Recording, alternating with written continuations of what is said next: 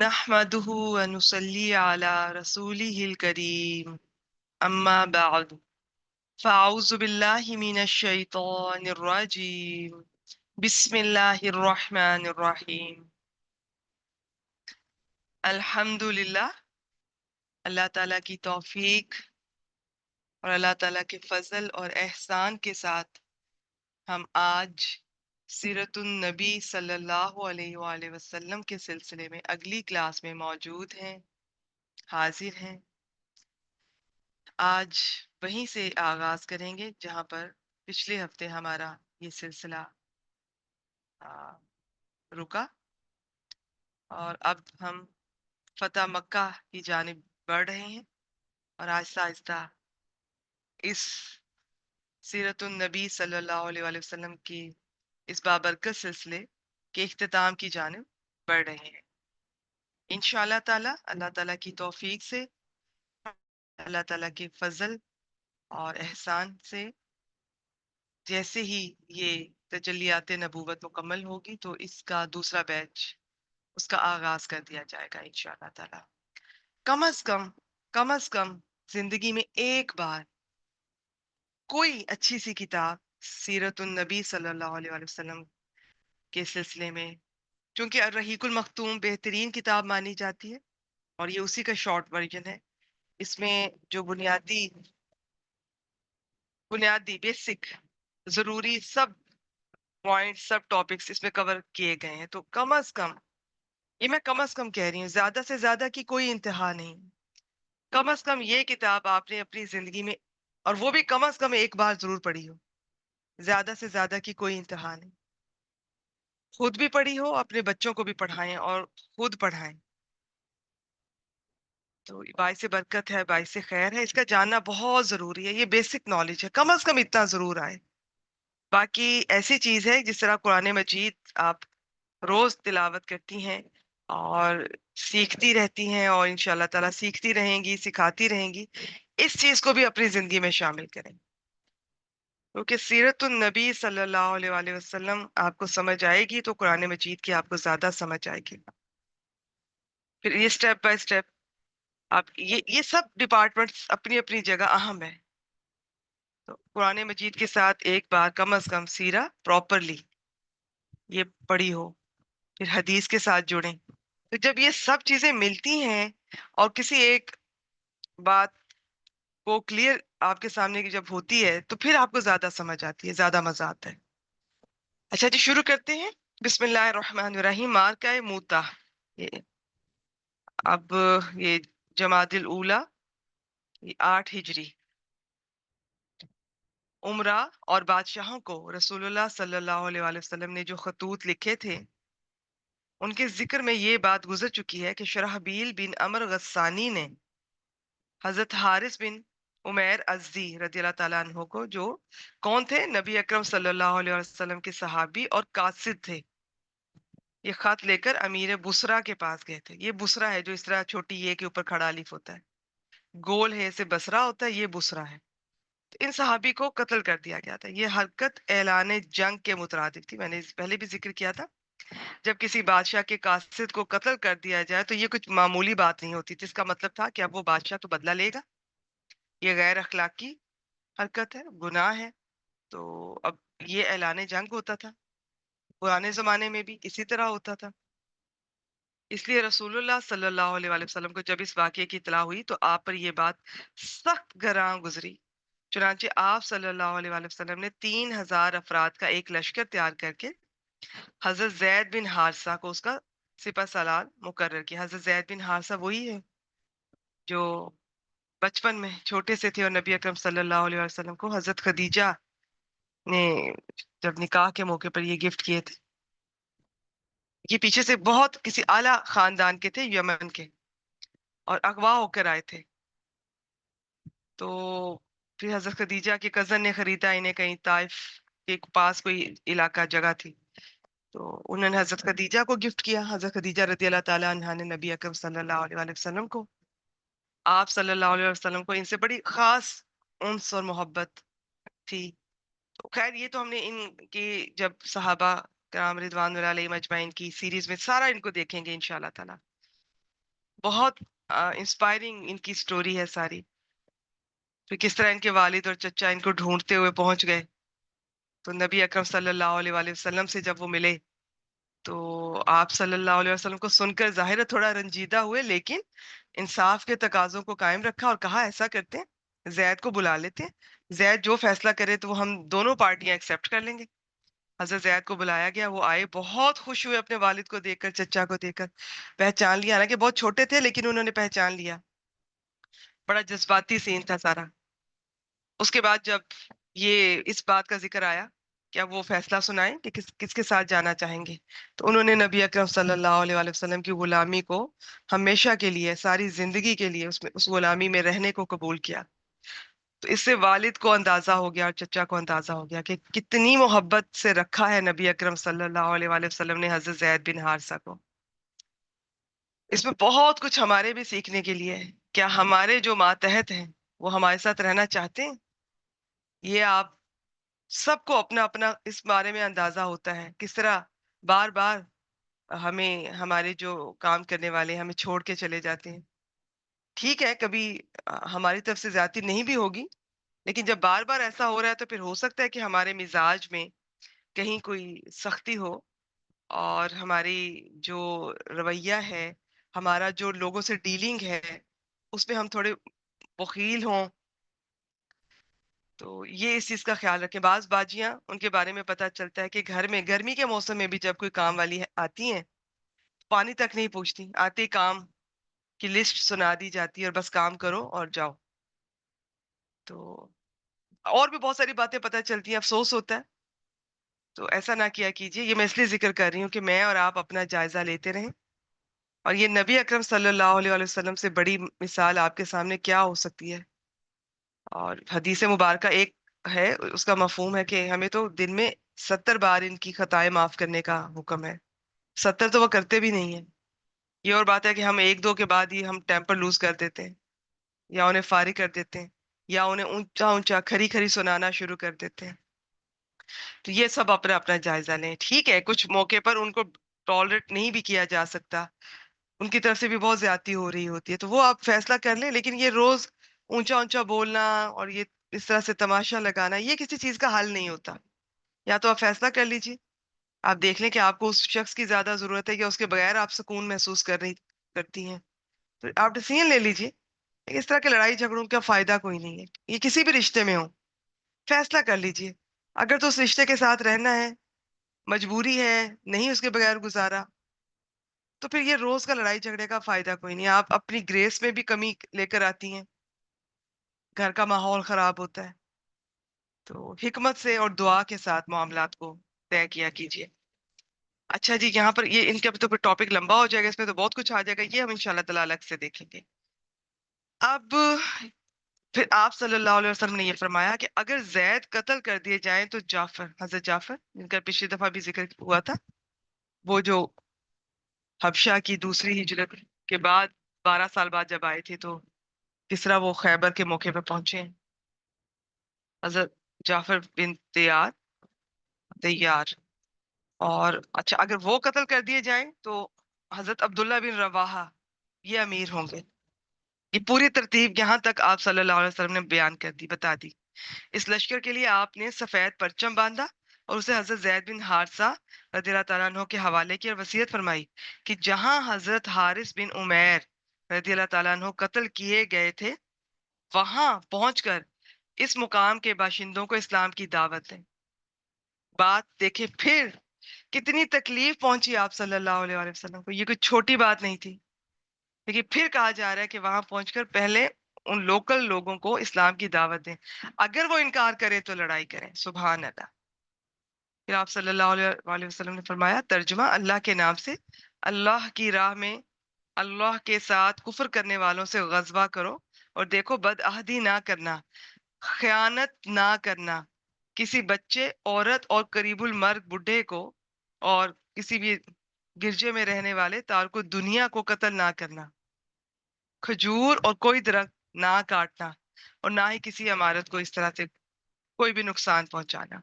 یہ جتنے پوائنٹس ہیں یہ سب لوگ کہتے ہیں نا کہ محبت اور جنگ میں سب جائز ہے. نہیں، اسلام ایسا نہیں کہتا ہے. یہ جذباتی لوگوں کی باتیں ہیں، یہ دنیاوی باتیں ہیں. ہم بھی بعض دفعہ ایسی باتیں کہتے ہوئے کرتے ہوئے نظر آتے ہیں. نہیں، اسلام کہتا ہے جو چیز جائز ہے وہی کرنی ہے، چاہے محبت ہے، چاہے نفرت ہے، چاہے جنگ ہے، چاہے امن ہے. تو اب یہ سارے پوائنٹ دیکھ لیں، ایک ایک پوائنٹ کتنا زبردست ہے. ہاں، کھجور کا درخت کاٹے گئے تھے، یہ سورہ حشر میں آپ دیکھیں گے. جو یہودیوں کے ساتھ معاملہ ہوا تھا تو وہ اللہ تعالیٰ کے حکم سے، اور اس میں کیا لاجک سے، یہ سارے تفسیر میں آپ کو پتا چل جائیں گے. ادروائز یہ دیکھ لیں، کبھی کسی مسلمان نے ایسے نہیں، مسلمان ایسے نہیں ہوتے ہیں. جو مسلمان اس طرح کرتے ہیں ان کی برین واشنگ کی گئی ہوتی ہے، انہیں غلط ہاتھوں میں ان کا غلط استعمال کیا جا رہا ہوتا ہے. کوئی مسلمان، یہ پچھلے دنوں بھی جو واقعہ ہوا ہے، کوئی مسلمان کسی مسلمان کو چھوڑیے، کسی غیر مسلم کو بھی نقصان نہیں پہنچا سکتا جو صحیح مسلمان ہوتا ہے. یہ مسلمان نہیں ہوتے ہیں، یہ اسلام نہیں ہے. وہ کہتے ہیں نا کہ اسلام کچھ اور ہے، آج کا مسلمان کچھ اور ہے. اب آج کے مسلمان کو دیکھ کر اگر آپ یہ فیصلہ کریں کہ ان کا مذہب ایسا ہوگا، ان کا دین ایسا ہوگا، تو یہ غلط بات ہے. اچھے برے لوگ تو ہر مذہب میں، کہاں نہیں ہے، لیکن ہمارا دین ایسا نہیں ہے. اس کو فالو کرنے والے غلط ہیں. ہم یا صحیح سمجھتے نہیں ہیں یا صحیح عمل نہیں کرتے، جذباتی ہو جاتے ہیں، برین واشنگ کی جاتی ہے ہماری. اپنے بچوں کو قرآن مجید سے جوڑیے، اپنے بچوں کی تربیت خود کیجیے، اپنے بچوں کو خود، آپ خود بھی سیکھیں دین اور بچوں کو بھی سکھائیں، بیسک کم از کم. آج کے بچوں کو بہت ضرورت ہے، آج کی نئی نسل کو. وہ جذباتی ہیں، ایکسٹریمسٹ ہیں، انہیں ڈائریکشن نہیں ملتی، انہیں مس یوز کیا جاتا ہے. تو اسلام کا ہم یہ صحیح اس کو ریفلیکٹ نہیں کر رہے ہیں. یہ کچھ اور ہے، اسلام کچھ اور کہہ رہے ہیں، ہم کچھ اور کہہ رہے ہیں. لیکن بدقسمتی سے دنیا ہمیں دیکھتی ہے، وہ ہمارے عمل کو دیکھتے ہوئے وہ کہتی ہے کہ جب جو یہ کر رہے ہیں یہی اسلام ہوگا. آئی وش کہ ہم اسلام کو اس طرح فالو کریں کہ ہاں، ہمیں دیکھ کر یہ اسلام کو ڈیسائیڈ کریں کہ واقعی یہ کتنے اچھے، جیسے صحابہ کرام ہوا کرتے تھے، ان کو دیکھ کر لوگ اسلام قبول کرتے تھے. کہ ہم ویسے نہیں ہیں، ہم تو اسلام کو بدنام کر رہے ہیں. اللہ تعالیٰ ہمیں ہدایت دیں. آپ سب سے میں یہی کہوں گی، اپنے بچوں کو دین کا بنیادی علم خود سکھائیں. بہت سے بچوں کے ذہن میں بہت سے سوالات ہوتے ہیں. اب یہ دیکھیں، اسلام کسی مسلمان کو چھوڑیے، کسی غیر مسلم کو بھی مارنے کے حق میں نہیں ہے بلا ضرورت. جنگ کی انڈیکیشنز ہوتی ہیں کسی خاص موقع پر، اور جب ہوتی ہے تو سامنے والے کو بھی پتا ہوتا ہے. اور اس موقع پہ بھی نبی اکرم صلی اللہ علیہ وسلم دعوت دیتے نظر آ رہے ہیں. ایسے نہیں جاتے جنگ کرنا شروع کر دو. اور پھر ان کو چھوڑیں، انسانوں کو چھوڑیں، وہاں پر کسی درخت کو نقصان نہیں پہنچانا، کسی بلڈنگ کو نہیں پہنچانا، کوئی بدعہدی نہیں کرنی، خیانت نہیں کرنی. ہے کوئی اسلام جیسا؟ تو اب ہمیں چاہیے کہ ہم اسلام کو صحیح سمجھیں. تو یہ سیرت النبی صلی اللہ علیہ وآلہ وسلم کے بغیر آپ اسلام کو صحیح نہیں سمجھ سکتے. تو قرآن مجید اور سنت، جس میں سیرہ بھی ہے، جس میں حدیث بھی ہے، یہ سب ساتھ ساتھ چلیں گے تو آپ صحیح سمجھیں گے. صحیح سمجھیں گے تو آپ کو پتا چلے گا کہ اسلام کیا ہے، اور آپ جن فرقوں سے، جن جماعتوں سے تعلق رکھتے ہیں وہ کیا ہے، ان کی حقیقت کیا ہے. اسلام کچھ کہتا ہے، وہ کچھ کہتی ہیں. تو اسلام کو فالو کیجیے چاہے حالات کچھ بھی ہیں. اور اسلام کہتا ہے جو جائز ہے وہی جنگ میں ہوگا. ایسی کوئی بات نہیں ہے کہ کسی اپنے ذاتی بدلے کو یا کسی اپنے ذاتی مقصد کے لیے آپ اسلام کو مس یوز کریں. ایسا نہیں چلے گا. تو اسلام کا جو حسن ہے اسے ہم سمجھے ہی نہیں ہے. ہمارے عمل اسلام کے مطابق نہیں ہے. ہمارا لباس، ہمارا رہن سہن، ہم اس میں فرقہ نظر آئے گا آپ کو.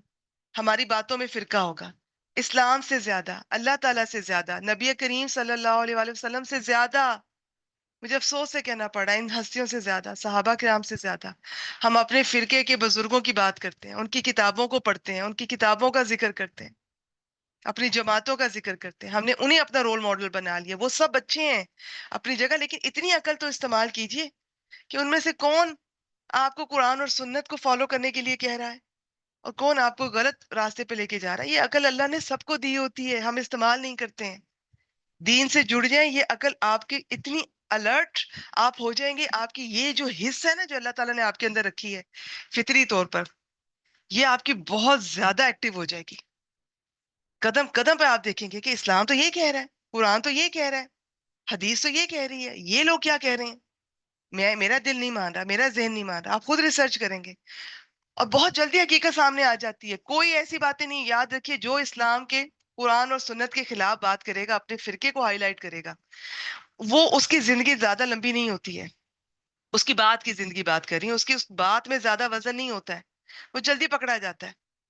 اب ڈپینڈ کرتا ہے سامنے والا کون ہے. اب ہم، خاص طور پہ ہم خواتین، اندھوں بہروں کی طرح، بغیر نہ ہمیں قرآن پاک کا نالج ہے نہ حدیث کا، ہم اپنے آباء و اجداد کی تقلید کرتی ہیں. جو ہماری گھر میں دادی نانی والدہ کرتی رہیں، وہی فالو کر رہی ہیں.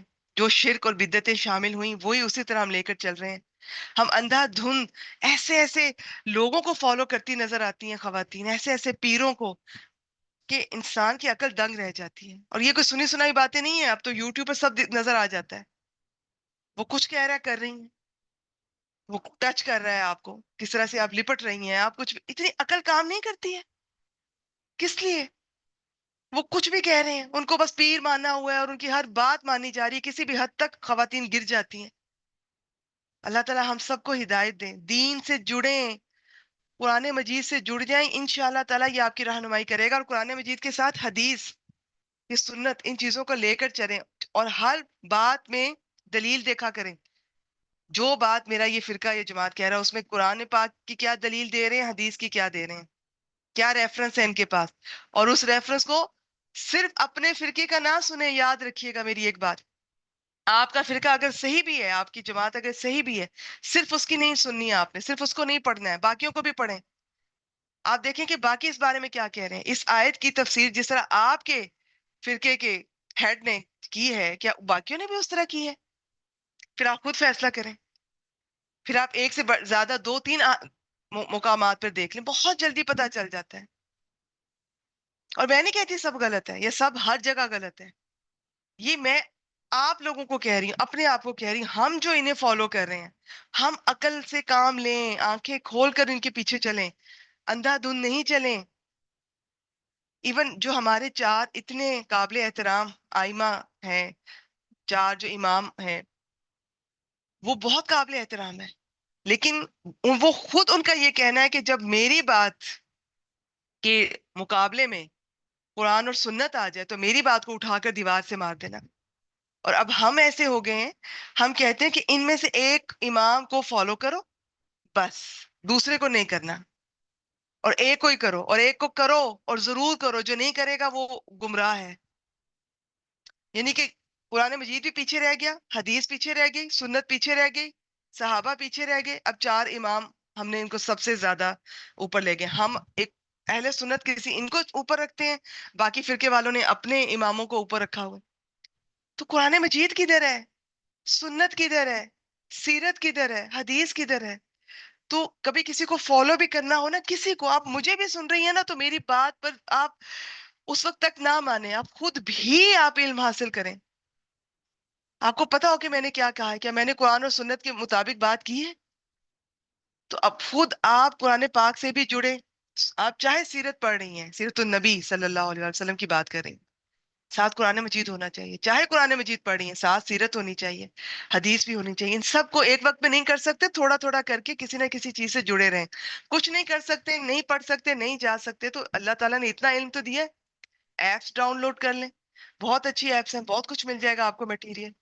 اور کچھ اچھے اسکالر ایسے نہیں ہیں، بہت اچھے بھی ہیں جن کا کسی فرقے سے کوئی تعلق نہیں ہوتا، وہ فرقے کی بات نہیں کرتے ہیں، ان کا فرقے کے ساتھ نام نہیں جوڑا جاتا. آپ انہیں سنیں، وہ آپ کے سامنے قرآن اور سنت کے حوالے دیتے ہیں، وہ اپنی کوئی بات نہیں کرتے.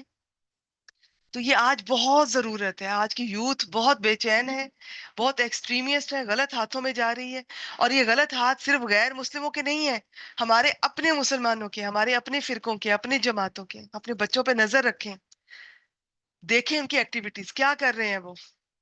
اور بچوں کا، ماؤں کو، بہت سارے بچوں کا، ان بچوں کی جب ہسٹری لی جاتی ہے نا، جو بچے کوئی بھی کسی بھی طرح کا کرائم کرتے ہیں، دنیا کے کسی بھی مذہب سے ان کا تعلق ہو، ان کی جب ہسٹری لی جاتی ہے تو اکثر بچے بروکن فیملی سے تعلق رکھتے ہیں، یا ان کی فیملی نے، مدرس نے، اس طرح ان کو وقت نہیں ملا ہوتا ہے، ان کے سوالات کے جوابات نہیں صحیح دیے گئے ہوتے. تو وہ جب سوال پوچھتا ہے بچہ تو اس کو جواب دیجئے. نہیں تو وہ غلط ہاتھوں میں جائے گا جہاں سے اسے جواب ملے گا.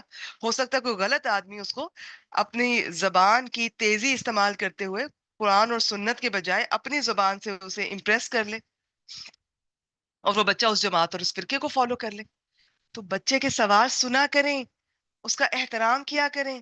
یہ نہ کہا کریں بہت سوال کرتے ہو, یہ کیا سوال کر دیا تم نے, اللہ تمہیں ہدایت دے, تم یہ غلط سوال پوچھ رہے ہو اللہ کے بارے میں, اسلام کے بارے میں. بھی اس کے ذہن میں آیا ہے, وہ سوچتا ہے. یہ تو اچھی بات ہے کہ وہ سوچتا ہے, وہ اندھا بہرا نہیں ہے ہماری طرح, وہ سوچتا ہے. اسے ڈائریکشن دیجئے, لیکن یہ تبھی دے سکیں گے جب آپ کے پاس خود علم ہوگا. میں اور آپ تو خود اپنے آباء و اجداد کو فالو کرتے پھر رہے ہیں ابھی تک. ہم قرآن پاک کی بات کو جلدی سے ایکسیپٹ نہیں کرتے ہیں. جب آیت سامنے آتی ہے یا نبی اکرم صلی اللہ علیہ وآلہ وسلم کی کوئی بات حدیث سامنے آتی ہے, ہم فوراً ایکسیپٹ نہیں کرتے ہیں. ہمارا دل بے چین ہو جاتا ہے. میں تو بچپن سے, میری امی تو کچھ اور کرتی رہی ہیں, میری نانی ماں تو کچھ اور کرتی رہی ہیں, میرے گھر میں تو کچھ اور ہوتا رہا ہے, میں تو نہیں چھوڑ سکتی. یہ کیا بات ہوئی؟ یہ کوئی اور بات جس پر مجھے اس میں مزہ آتا ہے, مجھے اس میں فائدہ ہوتا ہے, اس میں مجھے شہرت مل رہی ہے, دولت مل رہی ہے, میں نہیں چھوڑتی ہوں اسے فوراً. میں پردہ فوراً نہیں کرتی ہوں. میں دنیاوی باتیں, کام نہیں چھوڑنے کو تیار ہوں. تو آباء و اجداد کو تو چھوڑیے, میں اور آپ اپنا جائزہ لیں کہ جب ہمارے سامنے اللہ تعالیٰ اور اللہ کے رسول صلی اللہ علیہ وآلہ وسلم کی بات پہنچتی ہے تو کہ ہم کتنی جلدی اس کو مانتے ہیں. اور جب کوئی اور کسی فرقے کے کسی بزرگ کی بات ہوتی ہے, جماعت کی بات ہوتی ہے, تو کیا آپ قرآن اور سنت کو اوپر رکھتے ہیں یا ان کی بات کو اوپر رکھتے ہیں؟ یہ آپ اپنا جائزہ لے لیں, آپ کو سب سوالوں کے جواب مل جائیں گے. تو اپنے بچوں کو وقت دیجئے, دین سے جوڑیے. اچھا جی, آگے چلتے ہیں. یہ سارے پوائنٹس, ایک ایک پوائنٹ ایسا ہے کہ میرا دل چاہ رہا ہے کہ اس کو ڈسکس کریں, لیکن ہم آگے چلتے ہیں. آپ سنیت الوداع تک لشکر کے ساتھ تشریف لے گئے, پھر اسے الوداع کہا. پھر اس لشکر نے جنوبی اردن پہنچ کر معان کے مقام پر پڑاؤ ڈالا. وہاں سے پتہ چلا کہ ہرکل 1 لاکھ کا لشکر لے کر معاب میں خیمہ زن ہے, اور اس کے ساتھ مزید 1 لاکھ اور نصرانی عرب بھی شامل ہو گئے. اس اطلاع پر مسلمانوں نے 2 رات مشورہ کیا کہ کیا نبی اکرم صلی اللہ علیہ وآلہ وسلم کو لکھ کر آپ سے کمک, ہیلپ, مدد, مزید ایڈ, جنگی ایڈ طلب کریں یا جنگ میں کود پڑیں. ابن رواحہ رضی اللہ تعالیٰ عنہ نے یہ کہہ کر انہیں گرما دیا کہ اب آپ لوگ جس بات سے کترا رہے ہیں, ایوائڈ کر رہے ہیں, یعنی شہادت, یہ وہی چیز ہے جس کی طلب میں ہم نکلے ہیں. انہوں نے کہا, ہم تعداد اور قوت اور کثرت کے بل پر نہیں لڑتے, بلکہ ہماری لڑائی اس دین کے بل بوتے پر ہے جس سے اللہ نے ہمیں نوازا ہے. ہمارے سامنے 2 خوبیاں ہیں, غلبہ یا شہادت. لوگوں نے کہا, واللہ ابن رواحہ سچ کہتے ہیں. چنانچہ انہوں نے آگے بڑھ کر موتا میں پڑاؤ ڈال دیا. پھر وہیں لشکر کو آرگنائز کیا اور لڑائی کے لیے تیار ہو گئے. اب کیا تھا, ایک خوفناک سنگین مارکا شروع ہو گیا. یہ انسانی ہسٹری کا یہ بہت عجیب ترین مارکا ہے. کبھی آپ یہ جنگ موتا بھی ہے, کچھ اور بھی جنگیں ایسی ہیں, حضرت عمر کے دور میں بھی ایسی جنگیں تھیں, جہاں آپ کو یہ مسلمانوں کا, صحابہ کا جو ایمان ہے نا, اپنی عروج پہ نظر آئے گا. اتنی مٹھی بھر ہوتے تھے, سامنے لاکھوں لوگ ہیں غیر مسلم, اور کس طرح اس جذبے کے ساتھ لڑ جایا کرتے تھے. آج وہ جذبہ نہیں ہے ہم لوگوں میں. آج پتہ نہیں ہمیں کیا ہو گیا, لیکن میں کہتی ہوں اس نسل کو کچھ کہنے سے پہلے جو انگلی اٹھے گی وہ ماں پہ اٹھے گی. ماں صرف پیدا کر دینے کا نام نہیں ہے. ان لوگوں کی مائیں بہت عظیم تھی, خاص طور پہ یہ جو آپ دیکھیے گا, آپ ہسٹری پڑھیں, ان میں سے اکثر صحابہ کا آپ کو پتہ چلے گا. ٹھیک ہے, بعض کی تو مشرک مائیں تھی, لیکن مائیں جو بھی ہوں, ان کی جو ٹریننگ ہوتی ہے نا, وہ بچوں پہ اثر انداز ہوتی ہے. کچھ مائیں بڑی بہادر ہوتی ہیں, وہ اپنے بچوں کی اس طرح سے ٹریننگ کرتی ہیں. کچھ مائیں بہت ڈرپوک ہوتی ہیں, زیادہ تر ہم ایسی ہوتی ہیں, گھر میں کاکروچ آ گیا, چپکلی آ گئی, سب سے زیادہ اونچی چیخیں ماں کی ہوتی ہیں گھر میں. اور وہ ایسا آپریشن ہو رہا ہوتا ہے, ماں ساتھ ساتھ چیخیں بھی مار رہی ہے, ساتھ ساتھ اس چیز کو فالو کر کے مارنے کی بھی کوشش ہو رہی ہے. بچے نے کیا بہادر بننا ہے, اب سوچیں. تو کچھ ماؤں کی آپ سے انشاءاللہ تعالیٰ کبھی موقع ملا, میں آپ سے شیئر کروں گی ان کی بہادری, جس میں بہت سی ایسی مائیں ہیں, آپ کو پتا چلے گا ہسٹری میں انشاءاللہ تعالیٰ. صحابیات میں بھی ہیں, ان کے بعد بھی ہیں. اور صرف یہ نہیں کہ بچے کو بہادری کا مطلب یہ نہیں کہ بس تلوار سکھائی ہے اور اس طرح سے گھوڑ سواری سکھائی ہے, جنگ سکھائی. حالات سے سامنا کرنا, فیس کرنا. بہت ساری مدرز ایسی تھی جن کے ہسبینڈ کی ڈیتھ ہو چکی تھی, اور وہ اپنے بچوں کو وہ خود ہی پال رہی تھی, لیکن انہوں نے اپنے بچوں کی ایسی تربیت کی ہے, کس طرح سیکریفائسز کی ہیں, کما بھی رہی ہیں، ساتھ بچوں کو پال بھی رہی ہیں، بچوں کو دور دراز جہاں پتہ چلتا تھا کہ بہترین استاد ہیں، ہاسٹل میں چھوڑ آیا کرتی تھی، ان استاد محترم کے پاس ان چھوڑ آتی تھی، ان کی خدمت میں پیش کر آتی تھی کہ ان کو دین سکھائیں، ان کو قرآن سکھائیں، ان کو حدیث سکھائیں۔ ہم آج کی مائیں کیا کر رہی ہیں؟ آپ موازنہ کر لیجئے۔ وہ مائیں تھی وضو کے بغیر تو بچوں کو دودھ نہیں پلاتی تھی، اور چھوٹی چھوٹی بات پہ وہ اس طرح، وہ ان کے گھروں میں تو باتیں بڑی بہادری کی ہوتی تھی، قصے بھی وہ صحابہ کے، نبی اکرم صلی اللہ علیہ وسلم کے قرآن مجید کی باتیں ہوتی تھی، تو بہادر لوگ ہوتے تھے، جذبہ ہوتا تھا ان لوگوں میں۔ تو آج کی ماں اپنا جائزہ لے، اب دیکھیں جیسی ماں ہوگی ویسی وہ ٹریننگ کرے گی بچے کی، اس میں تو کوئی شک نہیں ہے۔ تو جب آپ کسی بہادر بچے کو دیکھتے ہیں یا کسی بھی اس میں کوئی خوبیاں ہوتی ہے، تو اس میں کہیں نہ کہیں اس کی والدہ کا رول ہوتا ہے، یا چلے والدہ بعض دفعہ نہیں کسی کو اویلیبل ہوتی ہیں اللہ تعالیٰ کی طرف سے، تو کہیں نہ کہیں کوئی اس کے فیملی ممبر، کلوز ون، کسی کا ایسا رول ہوتا ہے کہ جو اس کی تربیت میں ایک اہم رول پلے کرتا ہے۔ تو دیکھیں ڈرپوک ہم سب خواتین ہوتی ہیں، ہم ڈرتی بھی ہیں، کمزور بھی ہیں، لیکن بچوں کے سامنے یہ چیزیں نہ شو کیا کریں۔ بچوں کے سامنے آپ اپنی چلے کہانیاں نہ سنائیں۔ ہمارے ہاں تو ہمیں اپنی کہانیوں سے فرصتیں نہیں ملتی، میں نے یہ کیا تھا ایک بار، تمہارے ابا نے یہ کیا تھا، تمہارے دادا نے، تمہارے نانا نے، تمہارے فلاں نے، وہ اتنے بہادر تھے، انہوں نے اتنے لوگوں کو یہ کیا، وہ اتنے کھاتے تھے، وہ اتنے پہلوان تھے، وہ یہ تھے، وہ تھے۔ اس طرح سے کبھی نبی اکرم صلی اللہ علیہ وآلہ وسلم کے قصے بھی سنائے انہیں، صحابہ کے بھی سنائے انہیں، بچوں کو پتا ہو یہ ہیں لوگ جنہیں ہم نے فالو کرنا ہے، جو ہمارے صحیح معنوں میں رول ماڈل ہونے چاہیے۔ تو ہم اپنے آباء و اجداد سے زیادہ محبت کرتے ہیں ان لوگوں کی نسبت، ان کی باتیں زیادہ ہمارے گھروں میں ہوتی ہیں۔ تو یہ کس نے کرنا ہے؟ سب یہ ماں نے کرنا ہے۔ اور ماں کب کرے گی؟ جب ماں کے پاس خود دین کا علم ہوگا، جب وہ اللہ سے محبت کرنے والی ہوگی، جب نبی اکرم صلی اللہ علیہ وآلہ وسلم سے، ان کی سنتوں سے محبت کرنے والی ہوگی، صحابہ کرام سے محبت ہوگی، تبھی ہم یہ سب کر سکیں گے انشاءاللہ تعالی۔ یہ کچھ خواتین کا بھی، کچھ نہیں، بہت سی خواتین کا بھی، صحابیات کا بھی ذکر آئے گا صحابہ کرام کی کلاس میں انشاءاللہ تعالی، ضرور انہیں سنیے گا۔ لائیو نہ سن سکیں، ریکارڈنگ میں تو پتہ چل جاتا ہے نا کہ آج کیا پڑھایا گیا تھا، ضرور سنا کریں۔ ایک بار ان خواتین کو ضرور پڑھیں، ضرور سنیں، آپ کو پتہ چلے کہ ہم کتنے غلط ہیں، ہم کتنے کمزور ہیں، ہم اپنے بچوں کی تربیت میں کہاں کہاں غلطیاں کرتے ہیں۔ بہت سے پوائنٹس ہیں، ایک مین پوائنٹ تو میں یہی کہتی ہوں کہ اپنے بچوں کو ٹائم دیں اور بچوں کو سنا کریں۔ یہ آپ کی میکسیمم پرابلم اس سے ریزالو ہو جائیں گی، آپ کی بھی بچے کی بھی۔ جب آپ بچے کو نہ سنتی ہیں نہ وقت دیتی ہیں، تو بچہ تو بے چین ہوتا ہی ہے، غلط ہاتھوں میں چلا جاتا ہے۔ جب آپ بچے کا حق نہیں دیتی ہیں تو آپ خود بے چین رہتی ہیں، آپ کو پتہ بھی نہیں چلتا میں کیوں بے چین ہوں۔ بچے کو آپ نے وقت نہیں دیا، بچے کو آپ سن نہیں رہی ہیں، یا بچے کی صحت کے معاملے میں آپ نگلیکٹ کیا، اسے میڈ کے حوالے کر دیا، یا بچے کی تعلیم و تربیت کے معاملے میں نہ بچے کو نماز سکھا رہی ہیں، نہ دین کا پتہ، نہ والدین بزرگوں کے احترام کا پتہ، نہ آپ کرتی نظر آ رہی ہیں، نہ ان کو اللہ تعالیٰ کا پتہ، نہ دعا مانگنے کا پتہ۔ اب وہ بچہ کرے تو کیا کرے؟ تو جب آپ نے اس کو اس کا حق نہیں دیا، دنیا میں ہر چیز کا ایک حق ہوتا ہے، ہر چیز کا، جاندار ہے یا بے جان ہے، اس کو اس کا حق دیتے جائیں، یہی عدل کہلاتا ہے۔ جہاں کسی کا حق ہم نہیں دیں گے، ہمارا ضمیر ہمیں ملامت کرے گا، ہم بے چین رہیں گے۔ ہم حق دینا تو دور، ہم تو بچے کو اس کے سوال پوچھنے پہ تھپڑ لگا دیتے ہیں، چھوٹی چھوٹی اس کی پیاری سی شرارتوں پہ اس کو ماریں گے، پیٹیں گے، اس کو کس طرح سے شاؤٹ کریں گے، اس پر کمپیریزن کرتے ہیں اس کا باقی بچوں کے ساتھ۔ ہم تو تباہ کر کے رکھ دیتے ہیں بچے کا بچپن۔ سب سے بڑا نائٹ میئر بچے کے بچپن کا تو اس کا اپنا گھر اور اپنی فیملی بن جاتی ہے سم ٹائمز۔ باہر والے لوگ تو بعد میں زندگی میں شامل ہوتے ہیں، وہ تو بعد میں انہوں نے ہمیں تکلیف پہنچائی، ہماری بلنگ کی، ہماری شخصیت پہ انہوں نے کرٹیسائز کیا، ہماری کسی بھی چیز پر۔ اصل میں تو سب سے پہل تو ہمارے اپنے گھر سے ہوئی، ہماری اپنی والدہ نے ہمیں بتایا کہ میرا رنگ اچھا نہیں، میری شکل اچھی نہیں، میرا قد میں یہ مسئلہ ہے، میری جسم میں یہ کمی ہے۔ سب سے پہلے تو مجھے میری والدہ سے پتہ چلتا ہے، میرے والد سے پتہ چلتا ہے، بہن بھائی اس کے بعد۔ ایسا نہ کیے کریں، اتنا غلط ہے یہ سب کچھ۔ اللہ تعالیٰ کی بنائی ہوئی چیز میں کسی کی جرت کیسے ہے کہ وہ انگلی اٹھا سکے، وہ اپنی زبان ہلا سکے کہ یہ اس میں یہ کمی ہے؟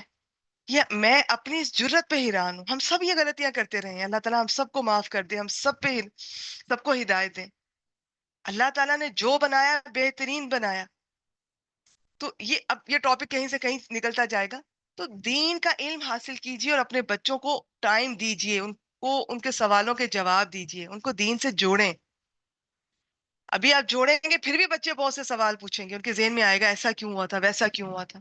وہ نبی اکرم صلی اللہ علیہ وسلم کی زیادہ شادیوں کے بارے میں آپ سے پوچھ سکتے ہیں، وہ اسلام کے بہت سارے احکامات کے بارے میں پوچھ سکتے ہیں کہ یہ اس طرح سے رجم کیوں کیا جاتا ہے، اسلام کی سزائیں، یہ ہاتھ کیوں کاٹے جاتے ہیں۔ کیا جواب دیں گی آپ انہیں؟ کیسے ڈیفینڈ کریں گی آپ اسلام کو؟ پہلے آپ خود اسٹڈی کیجئے، اور ہر بات پہ ان کو ڈانٹ کر چپ نہیں کروانا ہے، اور صرف جذباتی جواب نہیں دینے ہیں۔ آپ کے پاس لاجک ہونا چاہیے کہ اس کا یہ لاجک ہے، اسلام لاجیکل ہے، ٹھیک ہے، اس میں آپ ہم نے فالو بھی کرنا ہے اللہ تعالیٰ کو، رسول کو، بس جہاں سمجھ نہیں بھی آتی تو کرنا ہے، یہ ہمارے ایمان کا حصہ ہے، لیکن آپ کو لاجک بھی مل جاتا ہے۔ اور پھر بچے کو پیار اور محبت سے جہاں لاجک بتائیں گی وہاں یہ بھی کہیں گی کہ یہ محبت کا بھی ایک رشتہ ہے ہمارا اللہ سے اور رسول سے۔ تو یہ ساری چیزیں کون بتائے گا انہیں؟ کون بچے کو سیٹسفائی کرے گا؟ ماں کرے گی نا۔ آج کی ماں تو مصروف ہے، پتہ نہیں کدھر مصروف ہے۔ چلیے میں آگے چلتی ہوں، یہ ٹاپک بہت لمبا ہو جائے گا، لیکن چونکہ یہ اتنا اہم ہے مجھے ہر کلاس میں رک کے اس پہ بات کرنی پڑتی ہے، کیونکہ آئے دن مجھے ایسے میرے پاس بات پہنچتی ہے، میسج پہنچتے ہیں کہ بچوں سے یہ حرکت ہوئی، یہ غلطی ہوئی، تو پیچھے سے جب دیکھا جائے تو وہ والدین سے غلطی ہوتی ہے، بچے بعد میں کرتے ہیں۔ بچے کوئی ذہنی تناؤ کا شکار ہے، آج کل چھوٹے چھوٹے بچوں میں انزائٹی ہے، ڈپریشن ہے، ان کو پیچھے سے ہم والدین کا رول ہوتا ہے اس میں، اچھا ماحول نہیں دے رہے ہوتے، ہمارے الفاظ بچوں کو تکلیف پہنچا جاتے ہیں، بچے ہنسنا چھوڑ دیتے ہیں، ہمیں پتہ بھی نہیں ہوتا، ہم تو مذاق کر رہے ہوتے ہیں۔ ہم کہتے ہیں ایسے مذاق تو ہمارے گھر میں بھی ہوتے تھے، ہمارے والدین تو ہمیں اتنا جوتوں سے مارتے تھے، اتنا کچھ کہہ جاتے تھے ہماری شکل پہ، وہ تو ہمارے انہوں نے نام اتنے برے رکھے ہوتے تھے، اور بیٹے ہم تو مائنڈ نہیں کرتے تھے بھی، آپ مائنڈ نہیں کرتے تھے، لیکن ایک وہ غلط چیز تھی، آپ نے نہیں کیا کوئی بات نہیں، بچہ سینسٹیو ہے کر رہا ہے، اور بچہ صحیح مائنڈ کر رہا ہے، تو آپ اس چیز کو ایکسپٹ کیجئے۔ دوسرا، اب آپ کو بھی بدل جانا چاہیے، آپ کو وہ تعلیم آ گئی جو آپ کے پچھلوں کے پاس نہیں تھی، تو تعلیم کے ساتھ بات کا سلیقہ آنا چاہیے، طریقہ آنا چاہیے، الفاظ کا چناؤ آنا چاہیے، اور بات بھی اچھی ہو اور بات کا طریقہ بھی اچھا، تو یہ ساری باتیں۔ اچھا چلے میں آگے چلتی ہوں۔ اچھا جی، اب ادھر کیا ہوا؟ یہ بڑا زبردست ہے، یہ جنگ موتا بھی، اس میں آپ دیکھیے گا، میں پڑھتی جاؤں گی، آپ کو خود اندازہ ہوتا جائے گا۔ مٹھی بھر مسلمان، وہ کون سی طاقت تھی، کس طرح یہ جیتے ہیں، لیکن ایسے نہیں جیتے، بہت قربانیوں کے بعد۔ اسی غزوہ میں بہت سے ہمارے جلیل القدر صحابہ شہید ہوئے، اور اس کے بعد کس طرح حضرت خالد بن ولید آتے ہیں سامنے۔ یہ ایمان تھا، آج اس ایمان کی پھر کے ہمیشہ ضرورت ہے۔ لوگوں نے کہا کہ ابن رواحہ سچ کہتے ہیں، چنانچہ انہوں نے آگے بڑھ کر موتا میں پڑاؤ ڈال دیا، پھر وہیں لشکر کو ارینج کیا، آرگنائز کیا، لڑائی کے لیے تیار ہو گئے۔ اب ایک خوفناک اور سنگین مارکا شروع ہو گیا، جو تاریخ انسانی کا عجیب ترین مارکا تھا۔ 3,000 جان باز ایک طرف، اور سامنے 2 لاکھ کے لشکر جرار کا مقابلہ وہ کر رہے تھے، تو اور ڈٹے ہوئے تھے ہتھیاروں سے لیس۔ یہ بھاری بھرکم لشکر دن بھر حملے کرتا ہے، اور بہت سے بہادر گنوا بیٹھتا تھا، لیکن اس مختصر سی نفری کو پسپا کرنے میں کامیاب نہیں ہوتا تھا۔ مسلمانوں کا علم پہلے حضرت زید بن حارثہ نے لیا، یہ نبی اکرم صلی اللہ علیہ وسلم نے جس ترتیب سے بھیجا تھا، پھر وہ لڑتے رہے، یہاں تک کہ دشمنوں کے نیزوں میں گتھ گئے، اور فلت شہادت سے مشرف ہو کر زمین پر شہید ہو گئے۔ ان کے بعد حضرت جعفر طیار نے علم سنبھالا، خوب ڈٹ کر جنگ کی۔ جب لڑائی کی شدت شباب کو پہنچی، یا میں حضرت جعفر کا بتا دوں، 12 سال حبشہ میں رہ کر جب واپس آئے، آتے انہوں نے یہ نہیں کہا کہ میں گھر میں جاؤں گا، میں ذرا کچھ دن ریسٹ کروں گا، بہت لمبے سفر سے آیا ہوں، اس کے بعد میں دیکھوں گا خیبر میں جانا ہے یا نہیں جانا، اور جانا بھی ضروری نہیں تھا، جو اس وقت موجود تھے ان میں جن کو سلیکٹ کیا گیا تھا ان کا جانا تھا، کہ وہ گئے، اور اس کے اگلے سال یہ جنگ ہو رہی ہے، اس میں شہید ہو جاتے ہیں۔ انہوں نے یہ نہیں کہا کہ میں اتنے سال وہاں رہ کر آیا ہوں اور میں کچھ سال یہ کروں گا، کاروبار کروں گا، یہ کماؤں گا، پھر یہ کروں گا، وہ کروں گا، پھر فارغ ہو کے دیکھتا ہوں دین کا کام کیسے کرنا ہے، کیسے خدمت کرنی ہے۔ ایسا نہیں ہوتا، جب اللہ تعالیٰ نے بلایا، جب دین کو ضرورت پڑی، جب رسول نے بلایا صلی اللہ علیہ وسلم نے، ان سب نے فوراً انہوں نے کہا کہ سمعنا و اطعنا، حاضر ہیں مسلمانوں کا۔ اچھا تو یہ حضرت جعفر لڑے ہیں، بہت بہادری سے لڑے، یہاں تک ان کا دایاں ہاتھ کاٹ دیا گیا، انہوں نے جھنڈا بائیں ہاتھ میں لے لیا، بلند رکھا، یہاں تک کہ ان کا بایاں ہاتھ بھی کاٹ دیا گیا۔ یہ آپ اپنے بچوں کو بتائیں گے نا، آپ اپنے بچوں کی شکل دیکھیے گا، انہیں لگے گا کہ آپ پتہ نہیں ان کو کوئی شاید اینیمیٹڈ مووی کی سٹوری سنا رہی ہیں، یا کوئی آپ ایلینز کی بات کر رہی ہیں، لیکن آپ نے اپنے بچوں کو بتانا ہے کہ ایسے انسان ایگزسٹ کرتے تھے اس دنیا میں، یہ بچے جن موویز اور یہ جن لوگوں کو رول ماڈل بنا رہے ہیں، جن ہیروز کو، وہ تو کچھ بھی نہیں ہے، وہ تو جھوٹے کریکٹر ہیں سارے. میں نہیں کہتی کہ آپ بچوں کو اس طرح سے کہیں ڈائریکٹ ان کو انسلٹ کریں، یہ برے ہیں وہ برے ہیں. بچہ ایک چیز کو پسند کر رہا ہے، بات کرنے کا ایک طریقہ آنا چاہیے ہمیں. بچے کو بہت نرمی سے، محبت سے، بجائے کہ وہ سارے برے ہیں، غلط ہیں، جن کو تم نے رول ماڈل کہہ رہے ہو، یہ ہیں وہ ہیں، گندے ہیں، مشرک ہیں، فلاں ہیں. آپ ٹھیک کہہ رہی ہیں، لیکن یہ طریقہ نہیں ہے. آپ ان کو ان پیاری ہستیوں کے واقعات سنائیں، بچہ خود ہی ان کی طرف متوجہ ہو جائے گا. بچہ خود ہی، اس کو بھی اللہ نے عقل دی ہے، اس کو بھی پتہ چل جائے گا. بیچ بیچ میں آپ کہہ دیں بیٹا یہ اصلی لوگ تھے، یہ اصلی ہیرو ہیں. اچھا جی، یہ پھر ان کا، اور ہم دیکھیں یہاں سے، میں یہ دیکھیں ایک ایک لائن پہ دل چاہ رہا ہے کہ رکوں اور یہاں پہ بات کروں، لیکن نہیں، اس سلسلے کو اتنا طویل بھی نہیں کرنا ہے. اس کو انشاءاللہ تعالیٰ آپ تک پہنچانا ہے جلد از جلد، بہت جلدی بھی نہیں مجھے، لیکن میں نہیں چاہتی کہ اتنا طویل ہو جائے کہ اسٹوڈنٹس اس کو بیچ میں چھوڑ دیں. یہ اور بات ہے کہ وہ جنہوں نے کرنا ہوتا ہے وہ جتنا بھی طویل ہو جائے وہ کر گزرتی ہے ماشاءاللہ آخر تک. جنہوں نے نہیں کرنا ہوتا وہ ہم نے شارٹ ترین 3 منٹ کی بھی ہم نے یہ سیرہ ویکلی ہم شیئر کر رہے ہیں. جنہوں نے نہیں سنی انہوں نے وہ بھی نہیں سننی. اللہ تعالیٰ ہم سب کو ہدایت دیں، توفیق دیں. اور جن تک ابھی نہیں پہنچا میسج، چلیں ان تک بھی پہنچے. جن تک پہنچا، آپ لوگوں تک پہنچا ہے، بہت سے گروپس کے لنک پہنچے ہوں گے، بہت سے ادارے بہت سے کورس کروا رہے ہیں، آپ نے ان گروپس کو جوائن بھی کیا ہوگا. جوائن کرنے کے بعد اس طرح کی ناقدری کرنا، یہ بہت زیادتی ہے، اور اس ناقدری کی سزا زیادہ ملے گی، یاد رکھیے گا. ایک ہوتا ہے کہ ابھی آپ کو پتہ ہی نہیں چلا، آپ تک کوئی چیز کا نہیں پتا کہاں کون کورس کروا رہا ہے، کیا کورس ہو رہا ہے. ایک ایک پتہ بھی چل گیا، آپ نے جوائن بھی کر لیا، اور اب آپ ہیں کہ چھوٹی چھوٹی باتوں پہ. یہ بات شروع کہاں سے ہوئی؟ یہ حضرت جعفر بن طیار کا یاد رکھیے گا. ان کے بازو کاٹ دیے گئے، لیکن انہوں نے یہ نہیں کہا کہ بس میں اب جا رہا ہوں اور میں یہیں پہ جنگ ختم کر رہا ہوں اور مجھے درد بھی ہو رہی ہے اور یہاں تو میں مر ہی جاؤں گا. ہم تو ہلکے سے چوٹ لگ جائے، ہلکا سا سر میں درد، اور کلاس سب سے پہلے چھوٹتی ہے، اور ہم اپنے آپ کو تسلی دے رہے ہوتے ہیں کہ کوئی بات نہیں، تمہارے سر میں درد ہے، تم ڈیزرو کرتی ہو یہ چھٹی کرنا، کوئی بات نہیں. آپ کو بار بار برا محسوس ہو رہا ہوتا ہے، سب کو برا محسوس ہوتا ہے. جس میں ذرا سا بھی جس کا ضمیر زندہ ہے نا، وہ قرآن مجید کی یا کوئی بھی اس سے جڑی ہوئی کلاس جب چھوٹتی ہے نا، وہ برا محسوس کرتا ہے.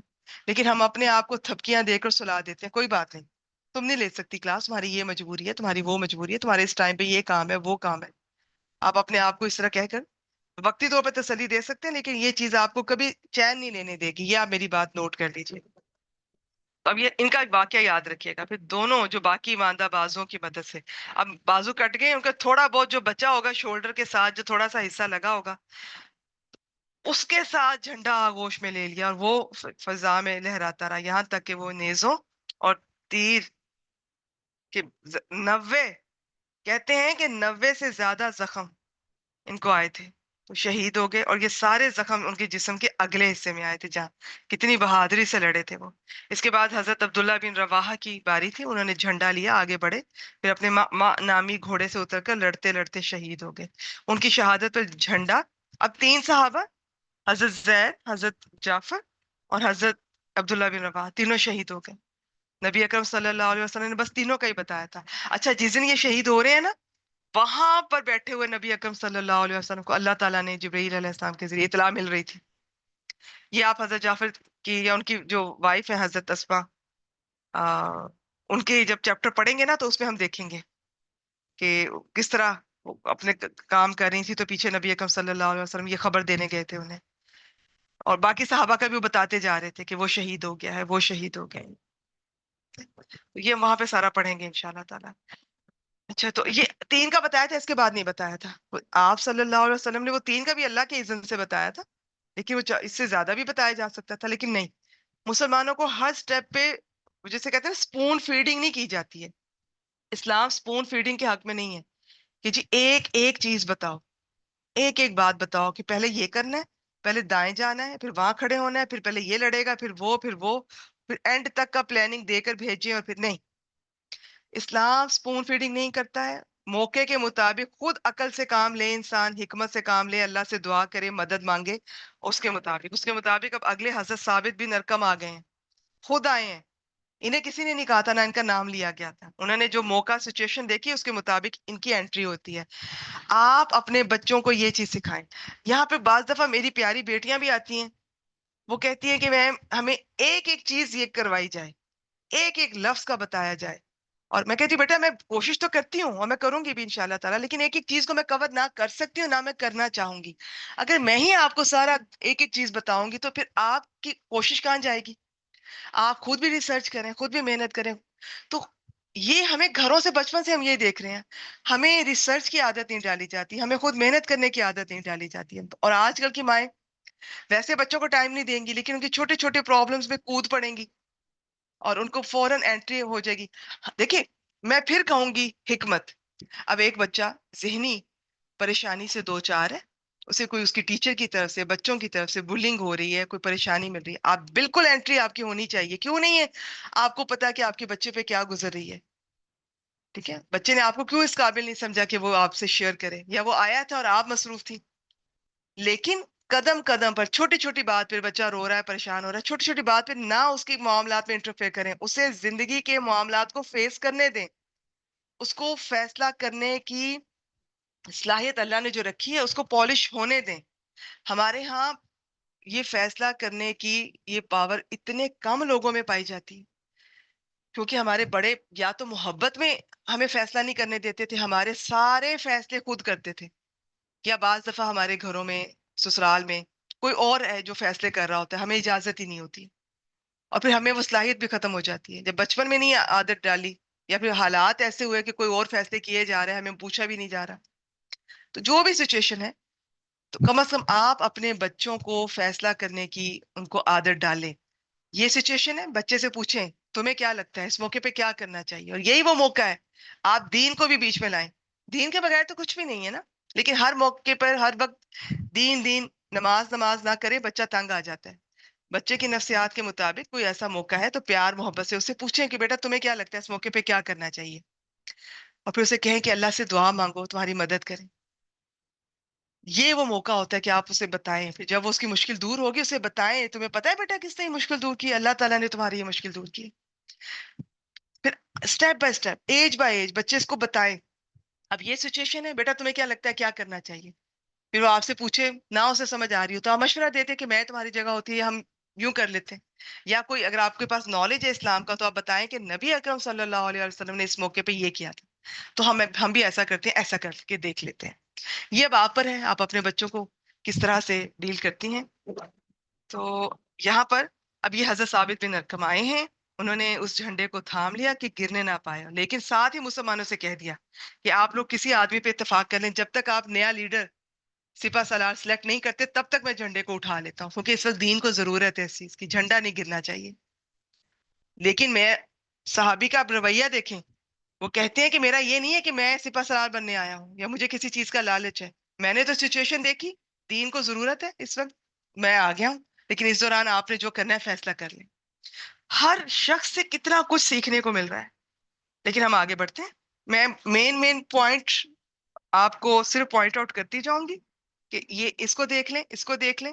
یہاں سے سیکھنے کی بات یہ ہے، باقی تو میں جتنے بھی واقعات بتاؤں گی وہ کم پڑیں گے، تو آپ باقی سمجھدار ہیں اس چیز کو سمجھتی جائیں، غور کرتی جائیں، نوٹ کرنا چاہیں نوٹ کرتی جائیں. اب آگے چلتے ہیں.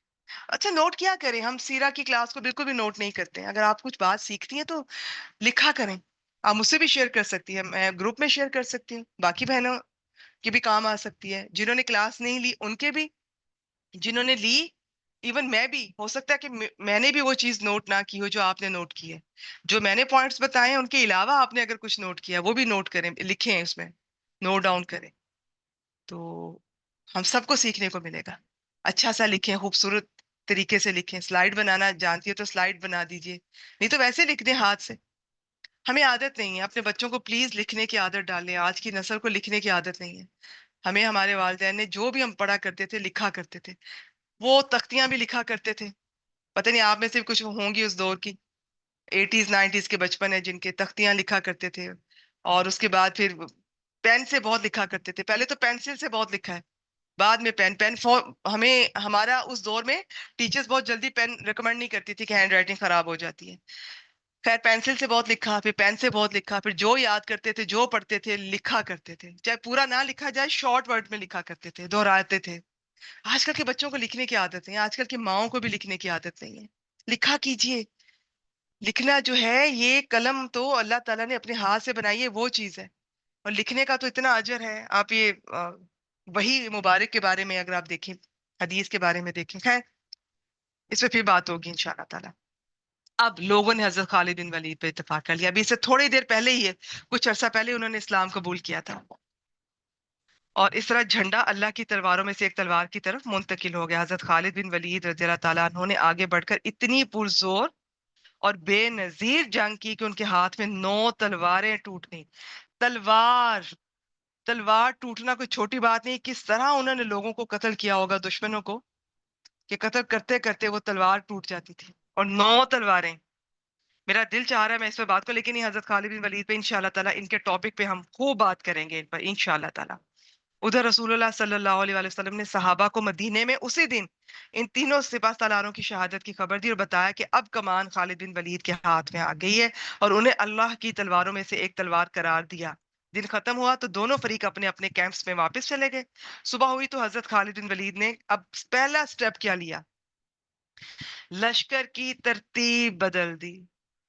حکمت، اللہ کی دی ہوئی حکمت، اس حکمت اور اللہ سے دعا کے ساتھ جو انہوں نے اسٹیپ لیا، پیچھے کو آگے، آگے کو پیچھے، دائیں کو بائیں، بائیں کو دائیں کر دیا. دشمن کا سمجھا، اس کو لگا کہ وہ سیم شکلیں نہیں ہیں، نئی شکلیں آ گئی ہیں سامنے. اس کو لگا کہ ان کے پاس تو ایڈ آ گئی ہے. وہ اس پر روب چھا گیا. حضرت خالد نے ہلکی سی جھڑپ کے بعد لشکر کو پیچھے ہٹانا شروع کیا، لیکن دشمن کو آگے بڑھنے کی جرت نہ ہوئی. اسے خطرہ تھا کہ یہ کوئی چال نہ ہو، اس طرح مسلمان موتا کی طرف سمٹ آئے. ٹھیک ہے، اپنے لشکر کو پیچھے تھوڑا لے کے جا رہے ہیں اور پوزیشنیں چینج کرتے کرتے 7 دن تک دشمن سے جھڑپ کرتے رہے. پھر دونوں فریق رک گئے اور لڑائی ختم ہوگی، کیونکہ رومیوں نے سمجھا کہ شاید مسلسل ان کو ایڈ پہنچ رہی ہے اور وہ چال چل کر رومیوں کو صحرا میں لے کر جانا چاہتے ہیں، جہاں سے بچ نکلنا آسان نہیں ہے. ان کو یہ لگ رہا تھا. اس طرح جنگ میں مسلمانوں کا پلڑا بھاری رہا. اس غزوہ میں 12 مسلمان شہید ہوئے. دشمن خاصی تعداد میں مارے گئے مگر ان کی تعداد معلوم نہ ہو سکی. یہ ایک اور سریہ ہے، ذات السلاسل. یہ تھوڑا سا اس کو دیکھ لیتے ہیں. تھوڑا سا اس کے بارے میں پہلے بھی ذکر گزرا تھا.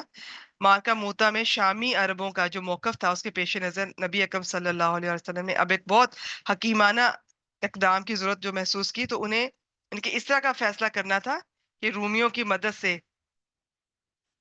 باز رکھ سکے. یہ جو عرب ہے نا، شامی عرب، یہ ان کی مدد نہ کریں رومیوں کی.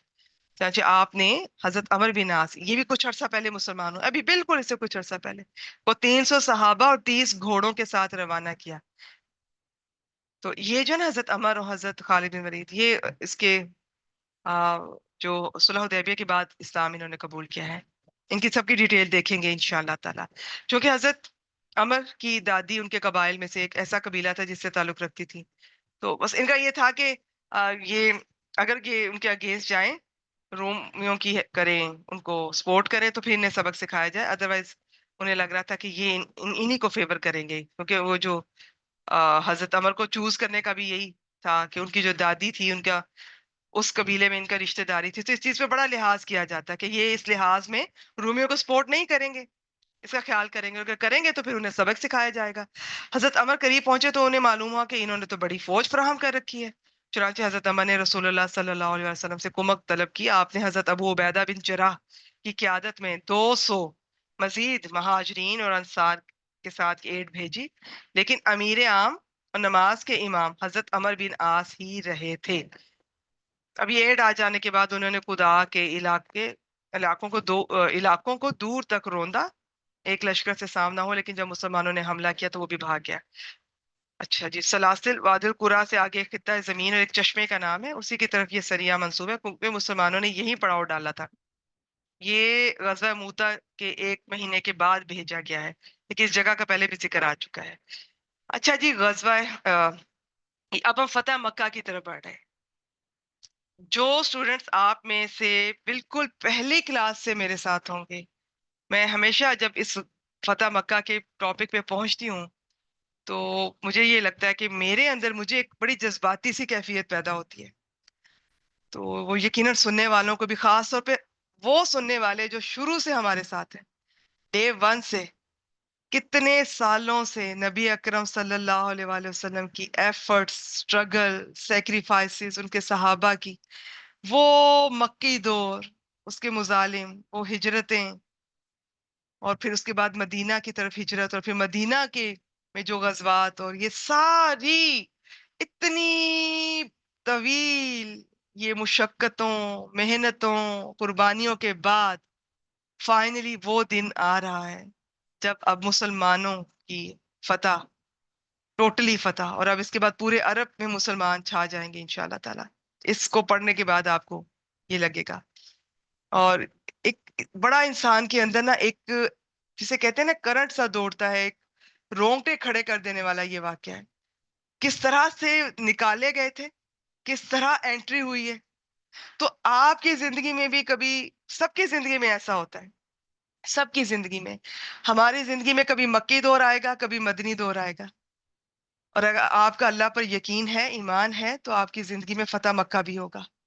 اور یہ میں سسرال میں رہنے والی جو جوائنٹ فیملی سسٹم میں بیٹیاں رہتی ہیں، ان کو میں اکثر یہی کہتی ہوں، یہ سیرت النبی صلی اللہ علیہ وآلہ وسلم میں آپ دیکھیں تو یہ زندگی ایسی ہی ہے. اس میں کبھی کچھ ہوگا، کبھی کچھ ہوگا. کبھی آپ کو صبر کرنا پڑے گا، وقت گزارنا پڑے گا، برداشت کرنا پڑے گا، کیونکہ فتح مکہ ملے گی آپ کو انشاءاللہ تعالی. آج سسرال میں کچھ صعوبتیں ہیں، تکلیفیں ہیں، آج آپ برداشت کرتی ہیں، اللہ کے لیے صبر کرتی ہیں، تو کل آپ کا ہے سسرال، آپ کی حکومت ہے، شوہر بھی آپ کا، بچے بھی آپ کے. تو یہ، لیکن اب اس موقع پہ آپ کا رویہ کیا ہوگا؟ کیا ویسا ہوگا؟ ہم میں سے بہت سی خواتین جب خود ساس بنتی ہیں تو وہ اپنے اس وقت کو بھول جاتی ہیں کہ جو انہوں نے گزارا. اور وہ چاہیے تو یہ کہ جو وقت، جو تکلیفیں ہم نے گزاری ہیں، ہم نے برداشت کی ہیں، کسی اور کی بیٹی نہ کرے. لیکن ہم عورتوں کا دل اتنا بڑا نہیں ہوتا. ہم کہتی ہیں کہ میں نے بھی تو یہ تکلیفیں دیکھی ہیں، اس نے تھوڑی سی دیکھ لی ہیں تو کیا ہے، یا یہ بھی دیکھ لے. یا ویسے ہی نہیں اچھا لگ رہا ہوتا کہ اس کا شوہر اس کی اتنی آپ کی بہو کی کیئر کر رہا ہے، آپ اس کے بچوں کو سنبھال رہا ہے، یا اسے ہر سہولت اویلیبل ہے جو آپ کو نہیں ملی تھی. آپ نے لکڑیوں کے چولہے جلائے ہوئے ہیں، آپ نے شوہر کی کم کمائیوں میں گزارے کیے ہوئے ہیں. آج جب بہو وہ سب نعمتیں انجوائے کرتی ہے تو بہت سی عورتیں دل چھوٹا اور تنگ محسوس کرتی ہیں. ایسا نہ کیجیے گا. ہر ایک کا اپنا نصیب ہوتا ہے، کسی کے نصیب سے نہ جلیں، نہ حسد کریں، نہ کسی کا برا سوچیں. ان کے نصیب کی چیزیں ان کو مل گئی ہے، آپ کے نصیب کی آپ کو جو ملی ہے. اور اگر آج آپ اس پہ بھی صبر کرتی ہیں اور آپ کسی کا برا نہیں سوچتی ہیں تو آپ کو اس پہ بھی اجر ملے گا. اور آپ نے جو کوئی تکلیف، اگر کسی نے اللہ کے لیے صبر کیا ہو، برداشت کچھ کیا ہو، تو کیا وہ ایسے رائے گاہ جانے دیتے ہیں اللہ؟ کبھی بھی نہیں. تو کبھی کسی کی سہولتیں دیکھ کر، آسان زندگی دیکھ کر پریشان نہ ہونا، کوئی انسیکیور محسوس کریں، انکمفرٹیبل ہو جائیں. میرا کتنا مشکل وقت تھا بھی، جہاں مشکلات تھیں، جہاں مکی دور ہوتا ہے، وہیں پر بعد میں فتح مکہ بھی ہوتی ہے. ٹھیک ہے؟ تو یہ چیز آپ زندگی میں، یہ سبق کو یہ یاد رکھیے گا، کبھی نہ بھولیے گا. تو جو بھی حالات ہیں، آپ سمجھے میرا نصیب، میرا ٹیسٹ الگ ہے، بہو کا الگ ہے، ہوتا سب کا ہے، سب کے ٹیسٹ ہوتے ہیں، سب کی آزمائشیں ہوتی ہیں. تو آپ کو جو کمی تھی، جو تکلیف ملی ہے، کوشش کریں کسی اور کی بیٹی کو وہ نہ ملے. تو یہ بھی اللہ تعالیٰ آپ سے بہت راضی ہوں گے اس چیز سے انشاءاللہ تعالیٰ. اچھا جی، آگے چلتے ہیں. رمضان 8 ہجری میں اللہ تعالیٰ نے اپنے رسول صلی اللہ علیہ وسلم کو فتح مکہ کا شرف بخشا. یہ سب سے عظیم فتح تھی جس سے اللہ تعالیٰ نے اپنے دین اور رسول اللہ صلی اللہ علیہ وسلم کو عزت بخشی، اپنے گھر اور اپنے شہر کو غلط ہاتھوں سے آزاد کیا. اس فتح پر آسمان والوں نے خوشی منائی اور کفار اللہ کے دین میں فوج در فوج داخل ہوئے. اس کا سبب کیا ہوا یہ دیکھ لیجئے. دو قبیلے تھے، بنو بکر، بنو خزاعہ. جب صلح حدیبیہ ہوئی نا، اس میں بنو بکر قریش کا دوست تھا، یعنی کہ صلح حدیبیہ تو مسلمانوں اور قریش کے بیچ میں ہوئی تھی نا. تو اسی طرح کچھ قبائل تھے جو قریش کے دوست تھے اور کچھ تھے جو مسلمانوں کے دوست تھے.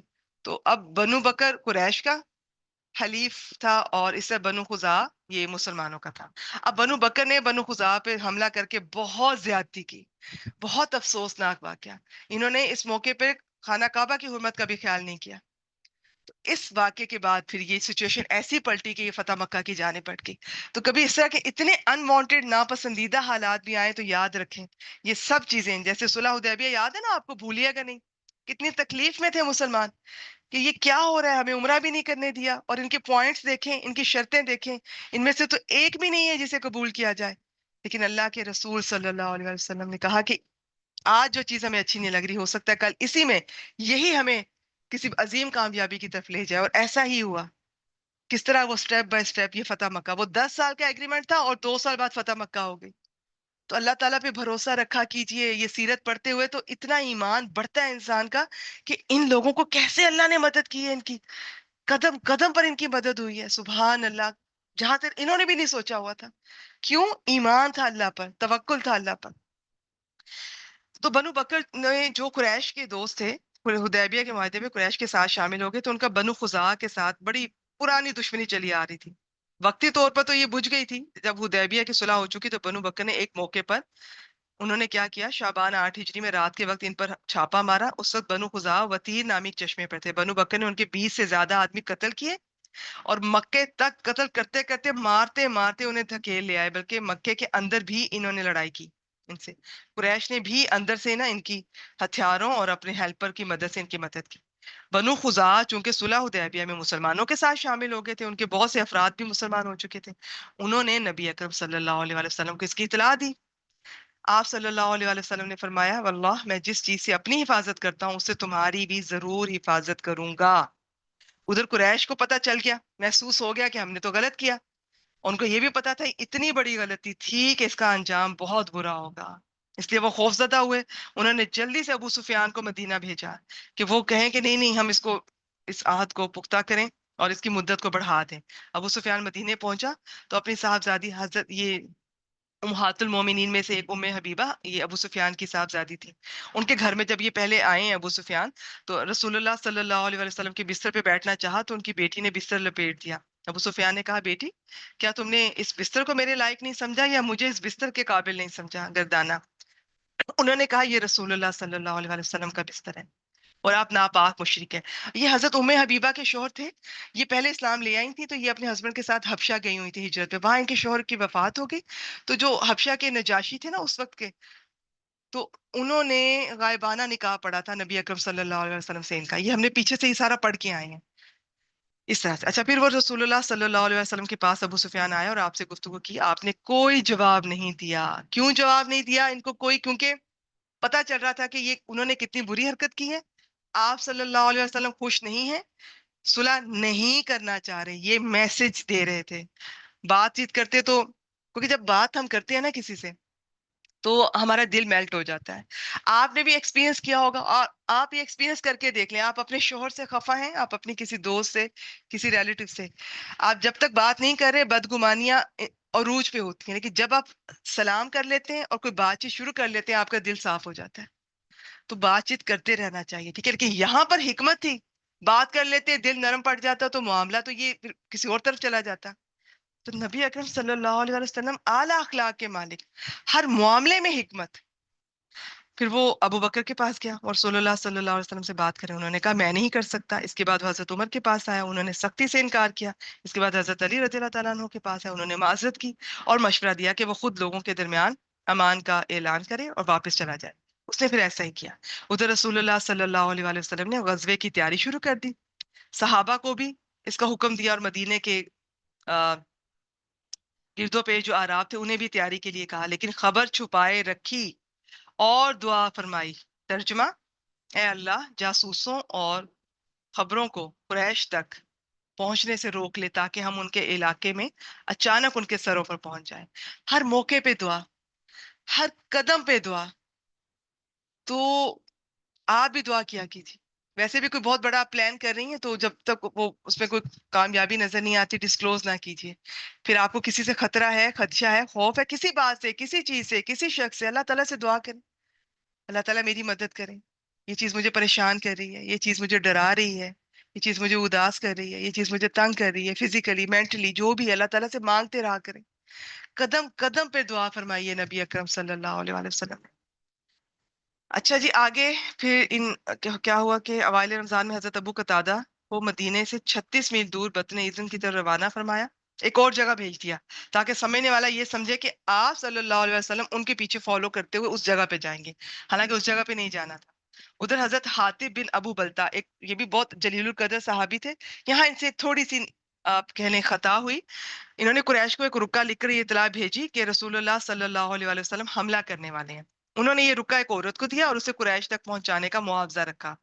रसूलुल्लाह सल्लल्लाहु अलैहि वसल्लम के पास आसमान से खबर आ गई। इनके बीवी बच्चे थे उधर, और इनके बीवी बच्चे वहां पर, इनका कोई ऐसा वहां पे कोई रिश्तेदार नहीं था। आप देखिए अभी बताएंगे इसकी वजह कि कुरैश में तो मेरी कोई रिश्तेदारी थी नहीं। मुझे लगा कि वो ऐसा ना हो कि मेरे बीवी बच्चों को नुकसान पहुंचाए, तो इन्होंने ये कमजोरी की वजह से ये खता की।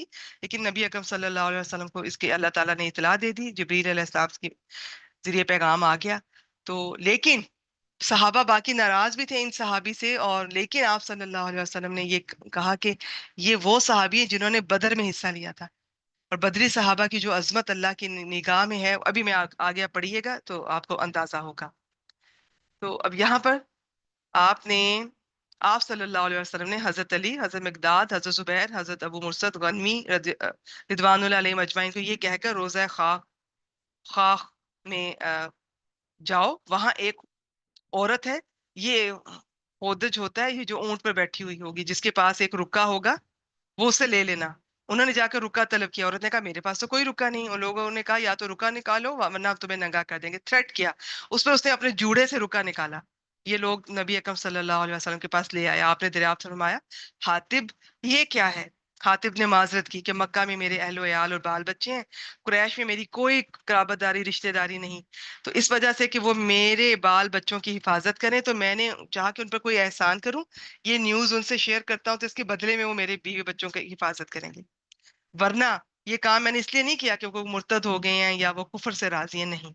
हजरत उमर रजी अल्लाह ताला अन्हु ने कहा अल्लाह के रसूल मुझे छोड़िए, मैं इसकी गर्दन मार दूं, क्योंकि इसने अल्लाह और उसके रसूल की खयानत की और मुनाफिक हो गया। आप सल्लल्लाहु अलैहि वसल्लम ने फरमाया ये जंगे बदर में हाजिर हो चुका है, और तुम्हें क्या पता, हो सकता है अल्लाह ने अहले बदर पर झांक कर कहा हो तुम लोग जो चाहे करो, मैंने तुम्हें बख्श दिया। ये सुनकर हजरत उमर की आंखें नम हो गई और उन्होंने कहा अल्लाह और उसके रसूल बेहतर जानते। सुभान अल्लाह। तो इस बात में भी अल्लाह ताला के फैसले हैं। बाज दफा एक इंसान जिंदगी में ऐसी बड़ी नेकी कर लेता है, उसके उसके वहमो गुमान में भी नहीं होता, उसे खुद भी अंदाजा नहीं होता कि उसके बाद अगर खताएं होती भी हैं तो अल्लाह ताला उस नेकी के बदौलत उसकी बहुत मदद भी करते हैं। और ये भी उनकी मदद हुई ना कि पता चल गया, जहां नबी अकरम सल्लल्लाहु अलैहि वसल्लम मुसलमानों की मदद है, वहां उन सहाबी की भी मदद होगी कि अल्लाह ताला ने उनके हाथों से ये गलती नहीं होने दी। एक खता हुई, एक कोशिश की, लेकिन हुआ नहीं। और वो बाकी अल्लाह ताला बेहतर जानते हैं। और इन अल्फाज से हमें पता चलता है कि ये कितने अजीम है बदरी साहबा। और फिर हजरत उमर के रवैये से देखें, जैसे ही नबी अकरम सल्लल्लाहु अलैहि वसल्लम कुछ भी कह देते थे, वहीं पर रुक जाते थे, अपनी वहां पे बात भी रोक देते थे, अपनी तलवार भी रोक देते थे। चलिए जी, यहीं पे क्लास का टाइम हो गया। इंशाल्लाह ताला अब मक्के की राह में, ये भी वैसे मेरा इरादा था, ये हम करेंगे, लेकिन चले इंशाल्लाह ताला अगली बार कर लेंगे। तो बहुत बहुत ये इंटरेस्टिंग भी है, जज्बाती भी है, फतेह मक्का का सफर, ये सारा वाकया। तो जिन्होंने अभी अभी अभी ज्वाइन किया, कोई बात नहीं, अब जब ये मुकम्मल होने वाली है इसके बाद दोबारा से शुरू करेंगे। दोबारा से इसको तो हमारे साथ जुड़ें, और शुरू से लेकर आखिर तक एक बार कम अज कम, वैसे तो मैं कहूंगी सारी जिंदगी जिस तरह कुरान मजीद से जुड़े रहते हैं ना, और रहना चाहिए, इस तरह से सीरा से भी जुड़े रहना चाहिए। इंसान को बहुत कुछ भूल जाता है, तो इस ये चीजें हमें याद दिलाती हैं। नबी अकरम सल्लल्लाहु अलैहि वसल्लम की जात मुबारक जिंदगी में शामिल रखने का एक ये बहाना है, सीरतुन नबी और ये हदीस मुबारक। तो इससे आपको कुछ चीजें भूल भी जाए तो दोबारा याद आ जाती है, वैसे इंसान फिर भूलता भी नहीं। जिस तरह कोई भी बात कहते और कोई भी अमल करते हुए आयात याद आ जाती हैं, इसी तरह ये सीरा और हदीस भी याद आ जाती है। इनके साथ जुड़े रहें, अपनों को भी जोड़ें, अपने बच्चों को जोड़ें इन चीजों से।